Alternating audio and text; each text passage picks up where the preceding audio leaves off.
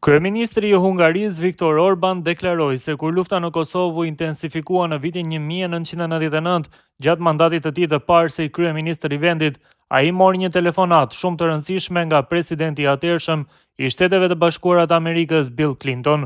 Para një audience në Sombethli, Orban tha se Clinton i kërkoi Hungarisë të hapte një front të dytë dhe të sulmonte Serbinë ose të paktën të qëllonte mbi ta nga Hungaria përmes Vojvodinës deri në Beograd. Siç raportojnë mediat hungareze, Orban tha se qeveria e tij aso kohë e hodhi poshtë këtë ide dhe ju përgjigj kërkesës së qartë të presidentit amerikan duke thënë jo zotëri. Sipas kryeministrit hungarez, ai e pyeti Clintonin se çfarë do të ndodhte në një situatë të tillë me 300.000 hungarezët etnik që jetonin në Vojvodinë.